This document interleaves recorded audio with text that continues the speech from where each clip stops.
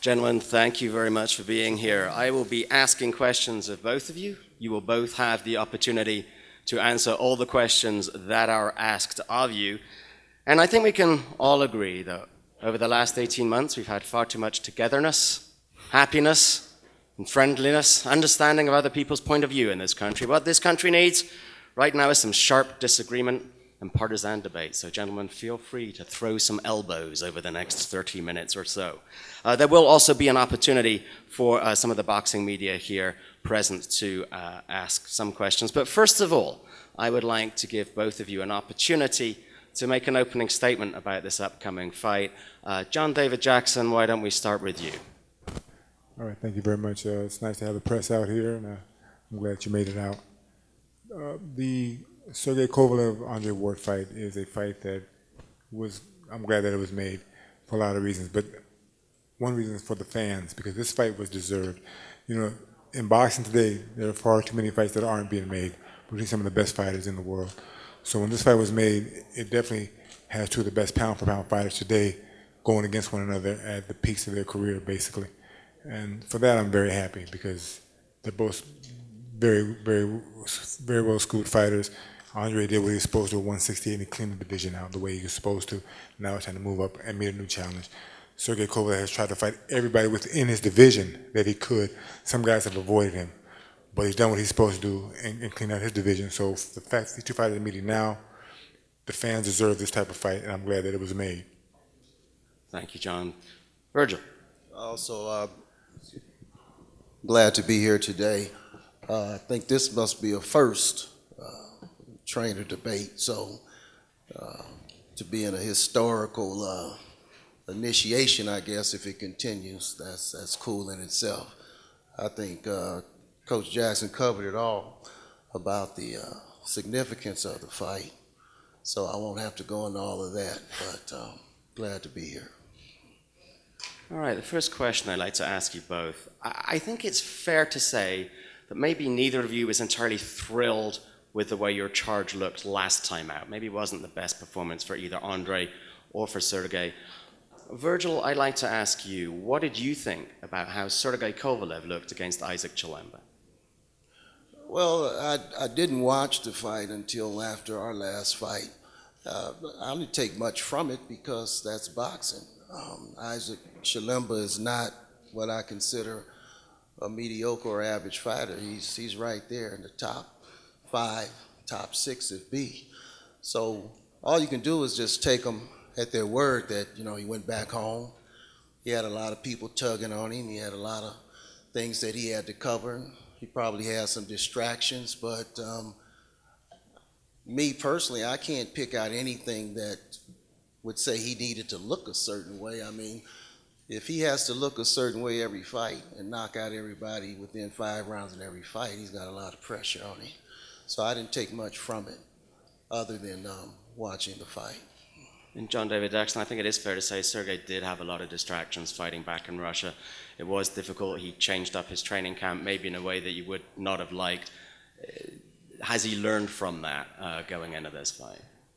I think the Chilemba fight was a blessing in disguise for Sergey. Like Virgil I had alluded to earlier, you know, it wasn't his best fight, but you know, sometimes fighters don't get up for certain fights, and they might overlook their opponent, looking at the next opponent who's even way better. On the other hand, Chilemba, that was like his lottery, and he definitely got up for it, and he did the best he could. He got in the best shape he can get in. Sergey had too many distractions. Friends, family, everybody wanting tickets, trying to promote the fight. But he learned from that mistake. And he realizes going into this fight here, the stakes are way higher. The opponent's more dangerous, has greater ring generalship,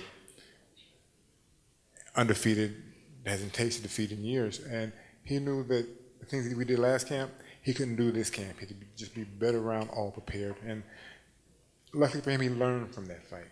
And he needed that kind of fight to make sure that he doesn't have those pitfalls and fall into them this particular fight here. And similarly, was there anything that you took away from Andre's fight with Alexander Brand, or again, looking at the entirety of Andre's career, was that fight you feel something of an anomaly? I can't take anything away that would give me a sense of security for this fight here. Because once again, like Virgil alluded to, it's not that to me the fight was a fight for rounds to get some of the rust off of him, to make him hone his skills a lot better for this fight here. Was it the same kind of opponent? No. But it did one thing for him that he needed. He needed that ring work. You know, did he try for a knockout? I don't know. That's his man. That's his game plan. I can't speak for them. I just know he did what he was supposed to do. He won the fight convincingly. He dominated. Maybe he didn't get a knockout. But listen, that's not his strong suit. He's a tremendously talented, well-schooled fighter. And that's what Virgil's done. So I think, like I said, I can't speak for them, but they were happy with the win. That's what they needed. They got what they needed to get to this fight here. Did he look the best he could have? That's not for me to say, but, you know, hey, he did what he was supposed to do and he won, and that's the bottom line. I wanted to follow on from that. I know that part of the negotiations with making this fight were that both guys had interim fights. You said you were ready to go a year or so ago. Andre said to me yesterday, you guys are going to regret the fact that Andre Ward had the opportunity to have those interim fights. Are you guys going to regret the fact that Andre Ward has had those interim fights? Listen, that's the fighter, what he feels in his heart, and that's what he says. And okay, I can live with that. The fact that he had the fight sits well for them. But the fact that the opponent that he had was not really a world-class caliber opponent. He's good, and but he was what he was. He was an opponent that we're going to get the ring rust off them for this upcoming fight. So, do I regret that he had that fight? No. He needed that fight, and it's good that he had that. But he's not the fighter that Andre is fighting this coming Saturday. It's a totally different fighter. So, while it worked for him in his favor to get the ring rust off, and he needed that, he's going into this fight fighting someone totally different. Brand didn't get him ready for that type of opponent, but he got what they needed for that night. And that's all that counts for them. So I highly doubt that our side will be having sorrows for him getting the ring rust off. He needed that, and that's going to serve him well for this fight. But the better man will win. That's all I can say. Virgil, how much did Andre need to have these last couple of fights that he's had this year in order to get himself into a position to fight Sergey?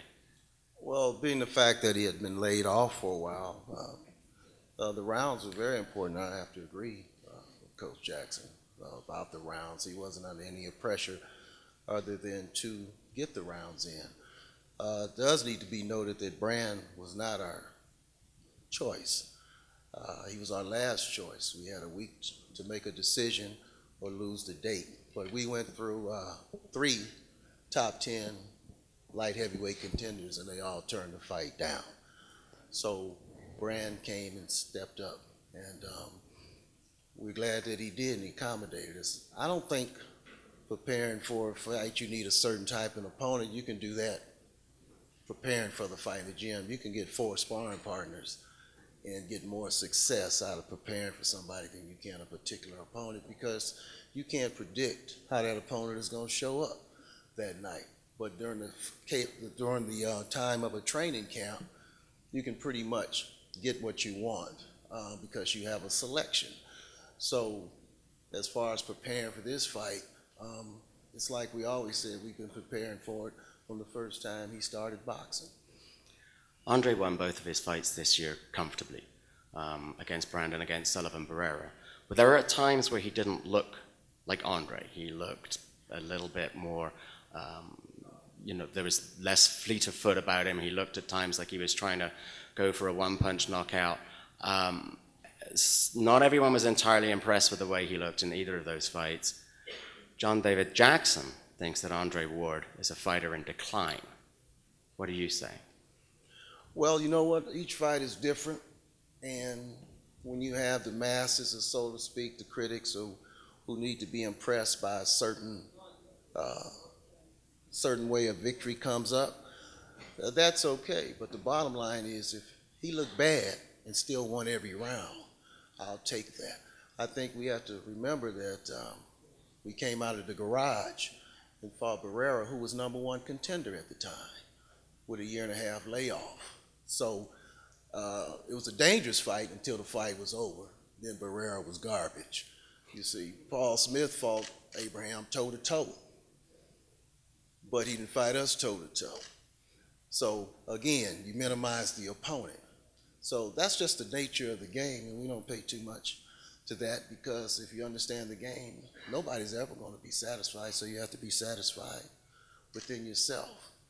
As far as a decline, I mean, if he's on the outside looking in at these particular fights, and if he's expecting to see something that he saw before and didn't see it, then that's what he chose. He chose to say he was on the decline. But there's a lot more that goes into that. John David Jackson, anything you want to add to that? Listen, when I say decline, I say it for a lot of different reasons. The decline that I say is when you look at his past 5 years, what he's done, the way he dominated 168. Virgil said, there's certain ways he fights certain fights. He did different things differently. But if you watch it, and you watch it carefully, and maybe for a particular reason that Virgil maybe done something to change it, but he doesn't do the things that he once did when he was dominated at 168. He still does things well, and he does certain things, but it's not the way it once was. And listen, we all go through that in life. We're not the same we were 5 years ago. So it's not like I'm trying to say it in a bad way. I'm just being honest with what I see. Like he said, from my vision, what I see. They may not see the same thing. I just see, and on the flip side, you can say that Sergey's on the decline. He's 33. His prime is there too, but he's a puncher. He's not a boxer. He doesn't use his legs as much. He doesn't have to. He has to be smart, cut the ring off, use his legs to do different things to make the fight easier for him. So when I say I see the decline in Andre, I see certain things. But you know what? On that night, they may not show. He may do something totally different. We have to be prepared for whatever he brings to us. And so what I may see may not materialize come fight night. So we have to be prepared for different things. But I just say that because that's what I see. It's a slow decline. It's not fast. It's not rapid. All boxers go through it. If you've been around boxing, you understand the game. It happens to every fighter eventually. And his is a slow decline. I'm going to say he got old all of a sudden he's going to lose his fight because he got old. He's far from that. He's in the prime of his life. He's doing things well. It's just certain things that I see and I've watched. He doesn't do as quite well or the way he did before 5 years ago. And that's all I mean by that. You take it the way you want to. It's just what I see. I'm entitled to give my opinion in the sport. And that's just what I see. They can't take it bad, anybody, unless they want to. Just what I see. I do know that both of you have a lot of respect for the other guy's fighter. Neither of you think that this is going to be an easy fight either way. I would like to give you both the opportunity, beginning with you, John David, to say what you think the biggest strength is that Andre Ward is going to bring into the ring against you on Saturday night. And also, in as much as you're prepared to say it right here, what you think his most exploitable weakness is. Andre has a lot of strengths. When you look at him, if you really study him, he's a well-schooled fighter. He listens to everything that Virgil preaches, and he definitely absorbs it. And the one beautiful thing that I've noticed from them is he trusts Virgil. If you can trust your trainer, that speaks volume for you, because you're going to listen to everything he tells you to do. So whatever game plan Virgil devises, he's going to follow. Only he won't follow that if he gets clipped. When you get clipped, listen, when you get hit by a shot, it's going to throw your game plan off a little bit. And he hasn't really had that. He's been able to do everything that Virgil has devised for him. And he's a very technically sound fighter. So his ring generalship is wonderful. His ability to be able to maneuver around the ring. It's a thing of beauty if that's what you like. And I love that because that's what I did. I kind of, when I really studied Andre these past few weeks, I had a greater appreciation for what he does, because I looked at him and said, you know what? His style was similar to mine. I was busy in my fights. I was very calculated in my moves. I set traps for my opponents. So once I started watching, I break them down and say, you know what? I like what he does. He's a very smart, intelligent guy. So I began to understand him better. His all-around ring generalship is great. He's very smart, very intelligent kid. He maneuvers his opponents into positions that they don't know why the hell they're there. But when he hits them and he's not there, they don't understand it. So you can never take him. If you take him lightly, then you're lost right there. I won't going to the second part of your question, because that's for the fight on Saturday. But listen, I once I really studied Andre and Virgil, I had to step back and give them all the credit they deserve. You know, I kind of sold them short a couple years back, but once they did one thing for me that I love. They gave me a lot of video, not from them, but on YouTube. It gave me a chance to really study them, and I had to step back and say, no, let me. Not because he's here, but he's, you know, but I just want to tell the way it is. I had to give them the credit they deserve. Their team together, they had such a cohesiveness, and together they truly believe in one another. So I had to step back and really look at that and say, hey, let me give them the credit they deserve, and let me come up with a game plan that's going to help my fighter to be victorious that night, because if I don't, we're in trouble. It's a dangerous fight, and, you know, like I said, I sold them short in the beginning because there wasn't much stuff on them back when I first was watching. But now with modern technology, allowed me to really study them, and I give them the respect they deserve, because they definitely, as a team, can't touch them. They're great. But I think myself that, and I believe I have a fighter that can change that. They got a great thing going. I just think I have a kid who has the power, and people sell him short as a boxer, a technician to cut the ring off and make guys engage. I just think at this point I have the fighter that can do that. But I give them the utmost respect on what they've done, because they deserve it. Virgil, same question to you. What do you think are the greatest strengths of Sergey Kovalev that you're going to have to deal with on Saturday? Well, you know, one thing we can't make a mistake on in boxing is living in has happened instead of living in what's happening, you know. And so bringing it to this moment with Sergey, should be noted I'm a Kovalev fan, you know, to the point of the 19th, and I'll probably be a Kovalev fan after the 19th. So if I had to take his strength, of course, his right hand. It's his strength, the way he sets it up. You know, he likes to go to the body with his jab. He sets it up. He also tips it off a lot when he's setting it up. That's the only thing I can say. He's got a devastating right hand, but he tips it off when he sets it up. And if you tip it off, look, I've seen guys going with Sergey and they beat before the bell rang. Either they beat or they have nuts and delusional like Pascal or somebody like that, you know. So they halfway beat, you know. They lay down. I look at the Salik fight. He hit him in the back of the neck, barely landing, and he went down. I looked at the Baker. I don't know, he hit him with a little right in and he went down. So we have to take Sergey at what he is, a big, powerful puncher. Have I ever seen him KO somebody with one shot? No. A Thomas Hearn shot? No, I haven't seen that. I've seen the accumulation of punches. You're not going to be able to accumulate punches on Andre. Tones of voices and things like that. And from what I hear, from what I see, I would feel safe to say it's a lot of disarray in that camp. And what I mean by that is, I don't know if even Coach Jackson is getting the respect that he's due in the camp. But time will tell. For instance, why do we have to make an excuse for him in Russia for selling tickets and things? I take you at your word, but don't you have a team that could have took care of that? You're supposed to have a team to take care of that and take the pressure off the fighter, you see? So he doesn't have to go around tickets. You minimize the press. You know what you're facing when you get there. So you have to be prepared. But me, I'm going to take you at your word that this is what happened. But at the same time, my interrogating sense, my mind-slaying sense says it's disarray in the camp.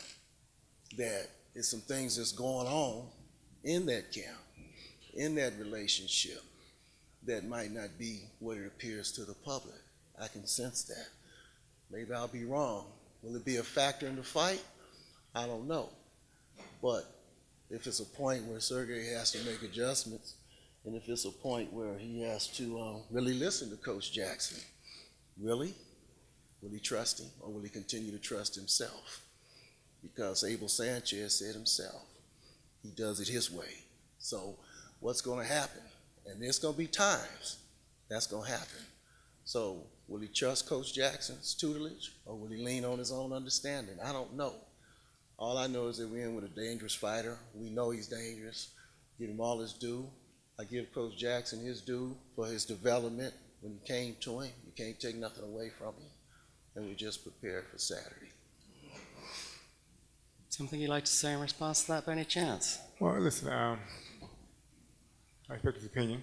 I respect the way he says it. But if you watch Sergey's fight, with the exception of the last fight, yes, you know, he tried to sell tickets on his own. You're in Russia. You want to please everybody.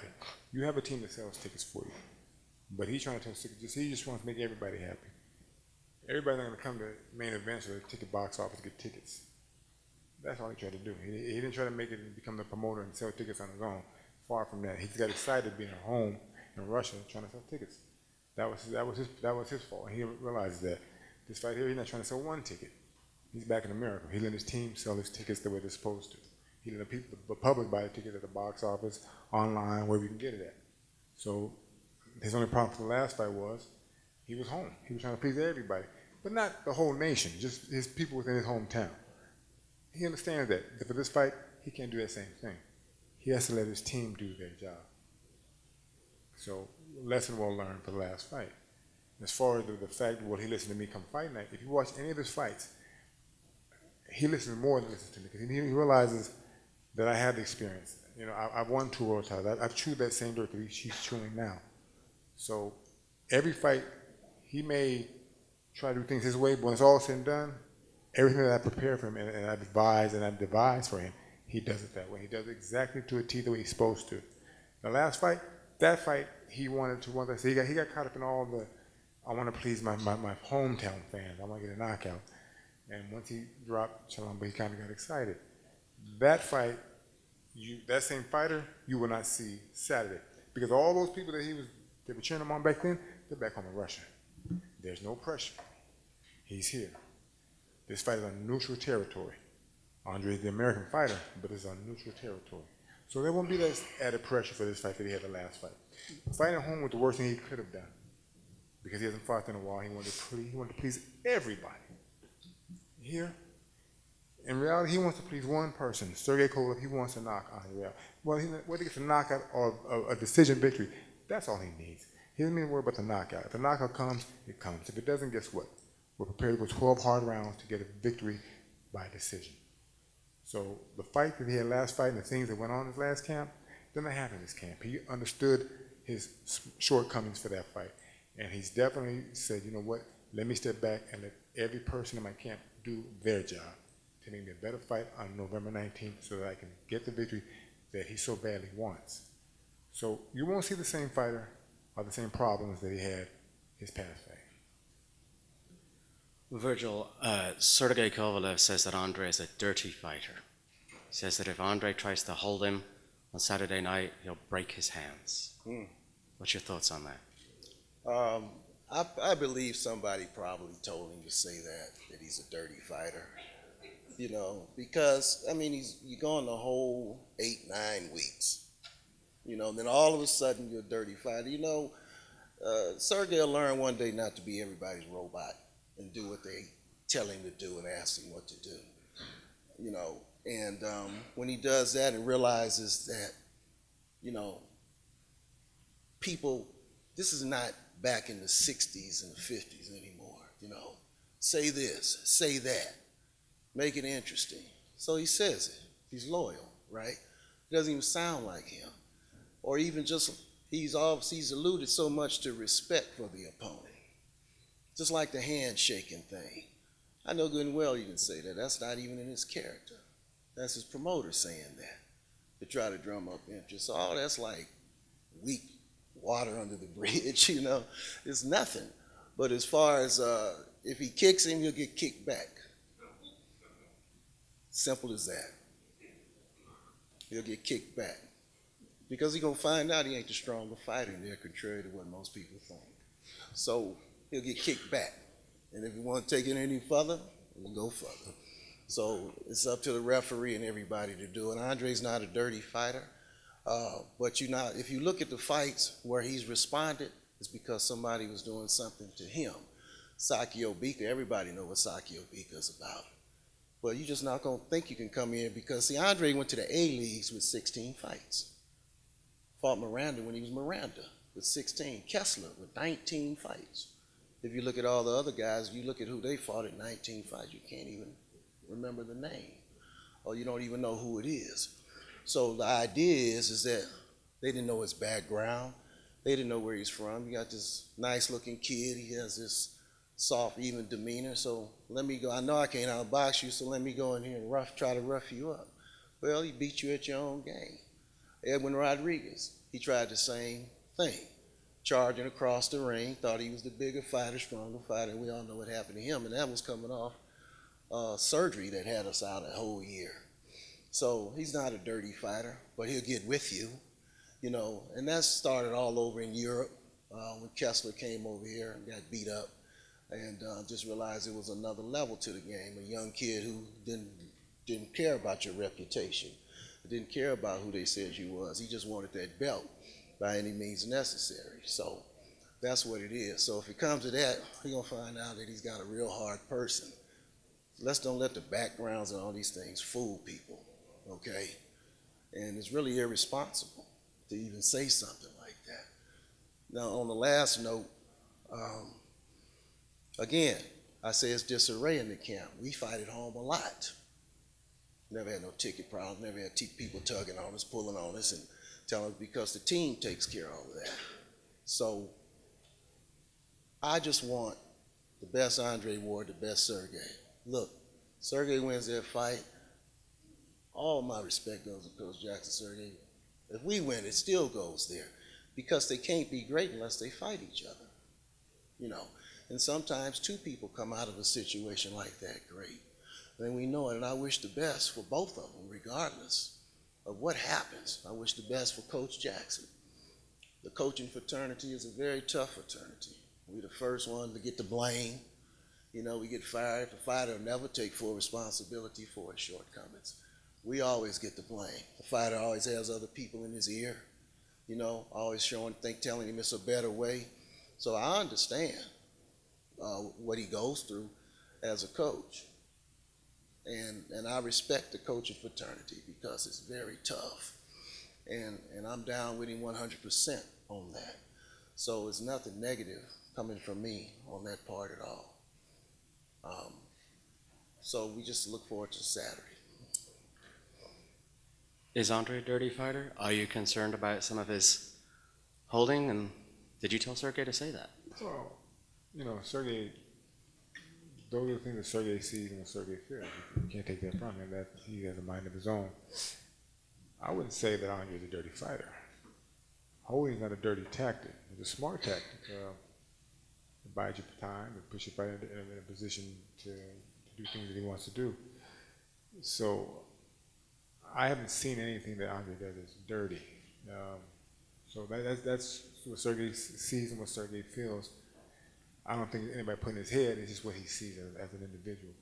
So I can't speak on that. And I'm not going to say that Andre's a dirty fighter. I don't see where they've been penalized, points been taken away, and he just does what he does that works for him. If it's holding or suffocating opponent, is a holding sometimes maybe too excessive to a degree, but it works for him and he comes out victorious. So that's not being dirty. So I'm not going to sit there and say he's dirty because that's far from the truth, and I'm not going to try to degrade him like that. Like Virgil said it, you know, he said it well. Trainers are the ones that you get blamed for a fighter's shortcomings. We're the first one, we're the last to be hired, but the first to be fired because we get all the blame when some guy doesn't decide to do what he's supposed to do, but they point fingers at us. And I understand that. I appreciate the fact that you even said that. Listen, it's going to be a good fight, a very good fight between two of the best fighters today. I know they've trained well for this fight, and they're definitely prepared. On the flip side of that coin, we knew going in this was the fight to make Sergey become a household name. His name's good, but being a fight like Andre Ward makes it even better. I knew this fight was going to happen. I knew they'd be in a collision course to fight one another because I knew Andre was going to clean out 168, and eventually had no place to go but up. I knew once he got there, Sergey would be there waiting for him. now this is a fight that had to be made. It's a fight that definitely is deserved for the fans to see. You know, there's been talk on both sides going back and forth, but come Saturday, all that's over with.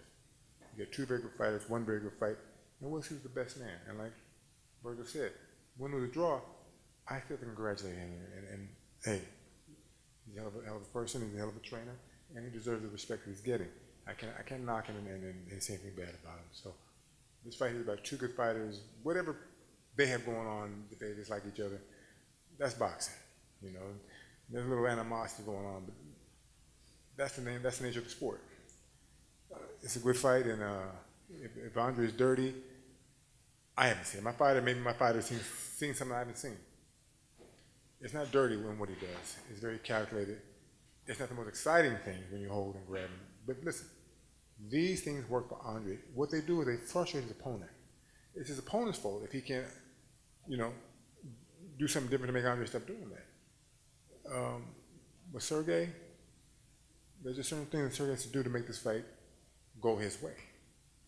You know, if plan A doesn't work, then you go to a different plan. But you don't have 5 or 6, 7 plans. If you have all those plans, something's wrong with you. That's too many plans for a fight. You know, listen, after about the third plan, your man either going to win or he's going to lose. Can't go to plan H. And I'm not saying that they said that. I'm just saying people have said in the past. This is a very good fight, and it's intriguing because you have two guys that are so closely matched. One way doesn't have an advantage over the other in any category. One might have a small lead, but they're almost both right there. And that's what makes this fight so intriguing. The only, and I'm not underestimating this man's fighter, the only place I see is the power. Now they say Sergey has a great right hand. He has 2 strong hands. And maybe he has not knocked anybody out with one punch knockout power. But I guarantee you, if you ask any fighter he's fought, can Sergey punch? They say, man, I didn't know he could punch that hard. So he may not catch him and clip him with one shot, but he's going to get him out of there. So, you know, for us, it's nice. And I don't know if you're going to take this wrong or not, but if they think it's just the right hand that they have to worry about, I'm happy with that. I'll take that. Just go about the right hand. But it's going to be a very interesting fight. Andre is very, very well schooled, very well crafted, very well educated in boxing. And outside, you know, he's an all-around good guy. So I love what they're doing. And hey, I didn't give him the credit I gave him before, but once I started watching him, this is a bad boy right here. He can fight. So it's the kind of fight Sergey needs and Sergey wants. And you know, I think that we can meet the task at hand. It's just a fight that it's a must-see fight because they're both going to answer questions that the others have raised. We want to see who has the best answer to solve the riddle. That is either Andre Ward or Sergey Kovalev. Last question that I want to ask you before we give some of the members of the media an opportunity to ask a question or two is you talk about how evenly matched these guys are, and I think I think it's generally considered that this is one of the closest pay-per-view main events on paper that we've had for a long time, and perhaps because of that, there's been a lot of talk about mental toughness and how important that is going to be in this fight. And I wonder if each of you in turn could take a little time to talk about what you see in terms of the mental toughness of both your guys and why you think your guys perhaps a little better prepared to dig deep when necessary on Saturday night. And John David Jackson, maybe we'll start with you and then go to Virgil. Mental toughness is needed in any fight. Sometimes, you know, your mental toughness can make you or break you. If you're not strong mentally and your opponent's doing things to you that you can't deal with, you know, you might have a little mental breakdown and the fight's lost. You know, you lose your fight plan and you become getting desperate and wild and you're lost. You know, I can't speak for Andre because I don't know him that well, but from everything that I've heard about, he's talked about, Virgil's talked about, to be able to come from where he came from and to be here today, he has to be mentally tough, and I have up to him. You know, I can't knock him. I'm not gonna say anything bad about him because I don't know how he lived, but I've heard that it was rough, and to be able to come from rough beginning like that to be where you are today and to be the man that he is, that speaks volumes. So he has to have mental toughness. Like, I'm not gonna sit and say, oh, he's mentally weak and want to break him down. It's not that. Sergey's mentally tough. If you've seen where he's come from, He didn't listen. He didn't have what you have. At least in America, you have subsidies. You have programs. You have something. In Russia, you're either rich or you're poor. And if you're poor, you're dirt poor. I've been there 3 times. It's rough. So the kids that grow up in Russia, when they grow up in poverty, it's 10 times worse than in America. Because in America, you have ways and means to get by. The government will help you in certain ways. So his mental toughness is definitely there. The way he grew up, it made him who he is today. He's definitely mentally tough, and like I said, but knowing where he's come from doesn't make me shortchange what Andre's gone through. Will it boil down to the mental toughness? To a degree. But it's what's inside here. How bad do you want it? How bad do you want to be the best? That's going to be it. It goes on with the mental, but who wants the most? Who wants to be number one? What are you willing to do to be number one? Without cheating, not going along the lines of doing anything dirty, but what are you willing to do? How much punishment are you willing to take to be that person? Here to get his hand raised. How much can you take?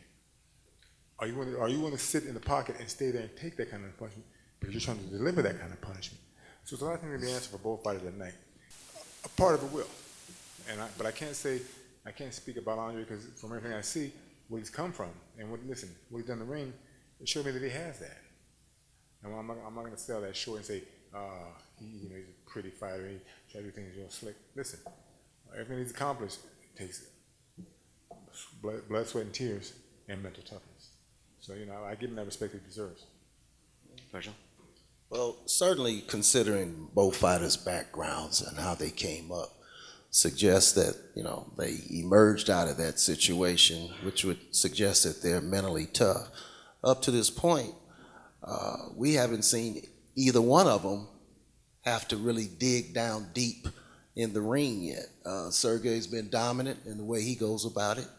Andre's been dominant in the way he's gone about it. So we haven't seen that manifest itself in the ring yet, where one of them has to get up and keep fighting, or vice versa, because of the dominance. But certainly the background says that they are mentally tough for the things that they have overcome in life to get to this point today. That is evident. Again, in the ring, we haven't seen it, and I hope I never see it. So that will show itself at some point. I guess you hang around this game long enough, it'll show its point, or if somebody's so dominant that you have to go there. If it comes to that, do I believe that he will exhibit mental toughness? Yes, without a doubt. I believe he will exhibit that. Do I believe Kovalev will exhibit it? I'm quite sure he'll exhibit it also. So that's the makings of a great fight. Before we go, I think we have a wireless mic to pass around members of the media who want to ask any questions.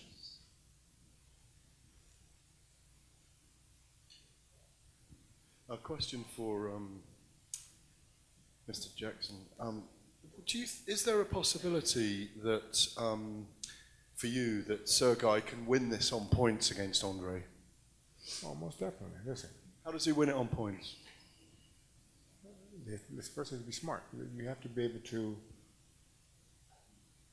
You have to be able to take Andre's weakness and his strong suits and nullify that.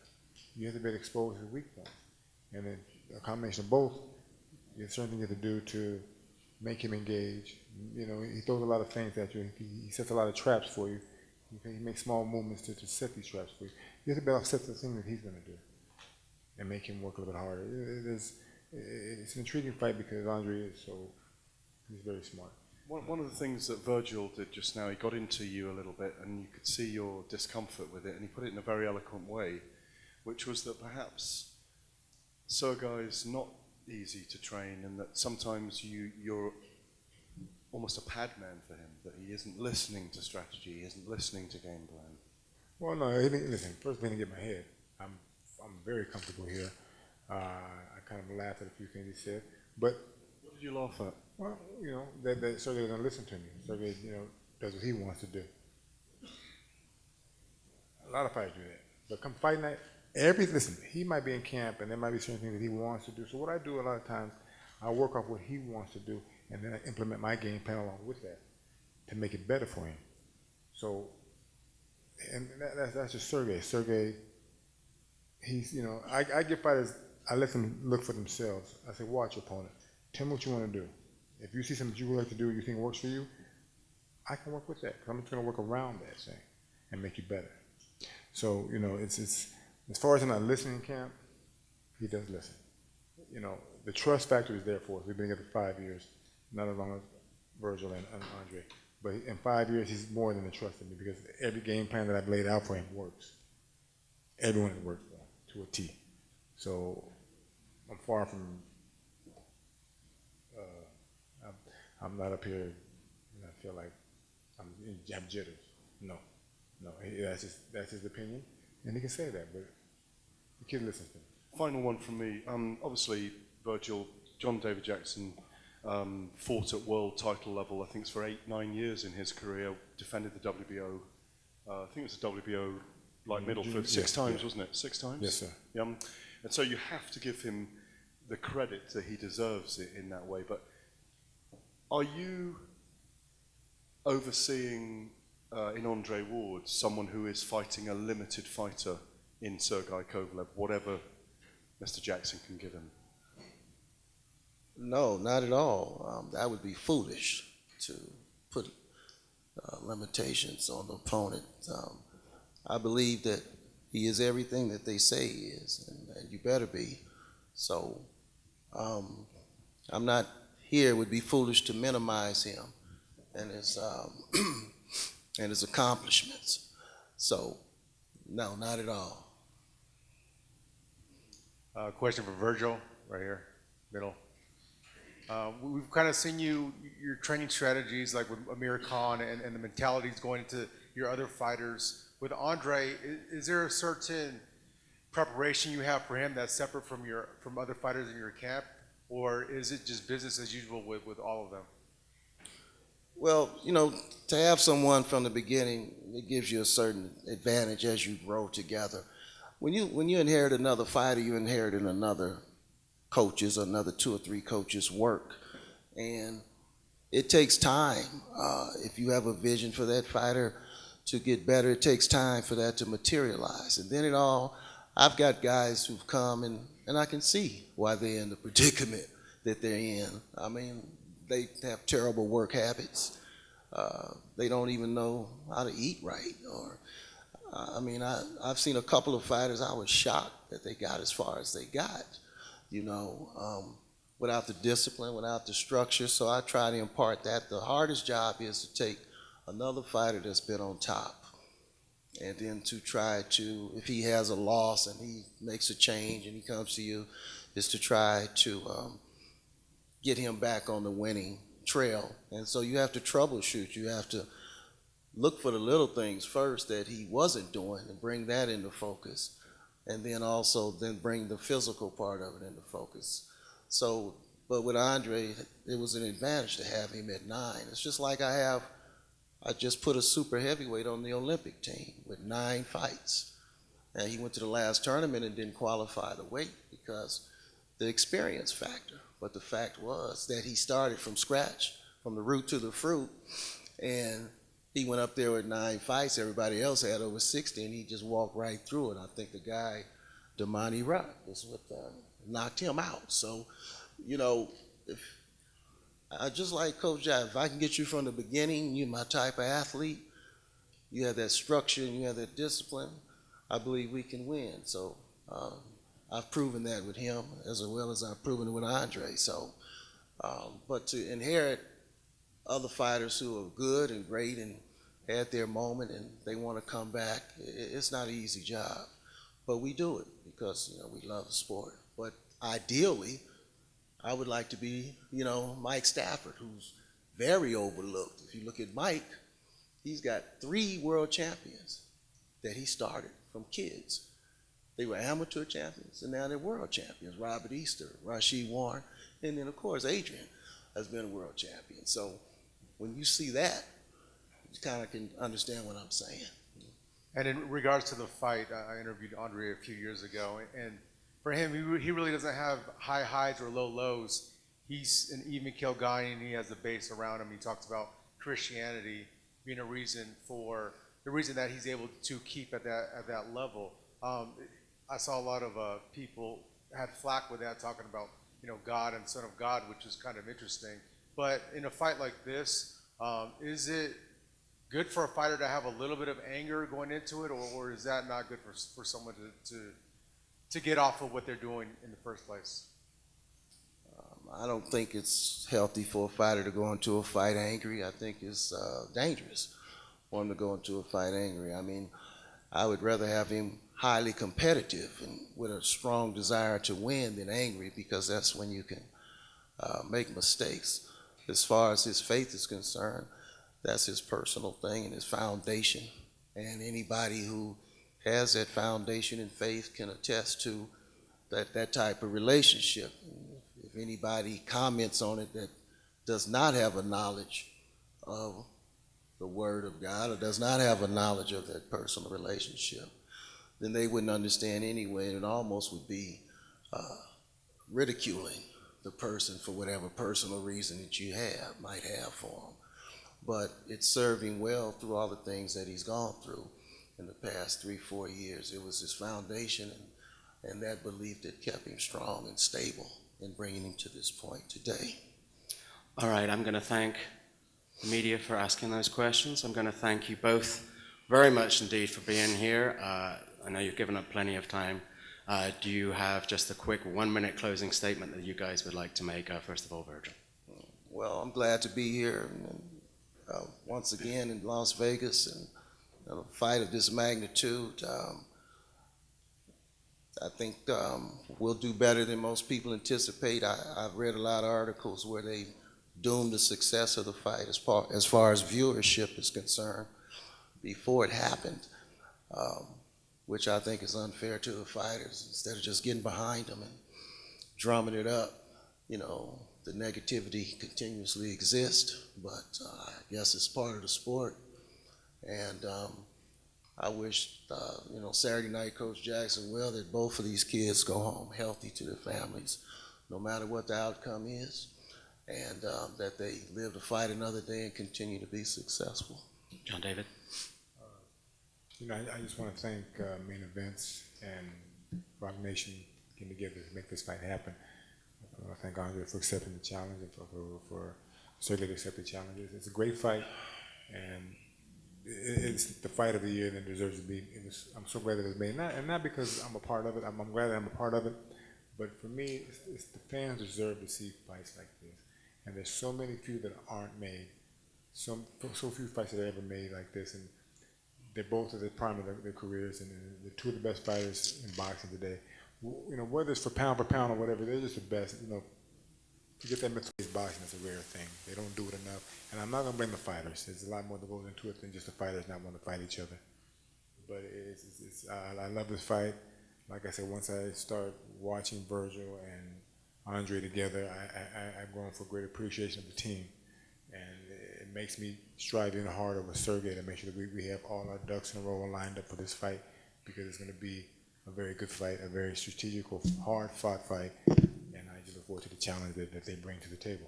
So I just want everybody to put the word out there, to buy it, to see it, however you got to do it, because it's going to be a truly great fight. How great it's going to be on those two will make that determination. But on paper, it's a very good fight. All right, pound for pound, the unified light heavyweight world championship between Sergey Kovalev and Andre Ward this Saturday from the T-Mobile Arena in Las Vegas, and live on HBO pay-per-view beginning at 9 p.m. Eastern, 6 p.m. Pacific. Follow along on social media, hashtag Kovalev Ward for John David Jackson and Virgil Hunter. Thank you very much. I'm Kira Mulvaney. Thank you all for joining us.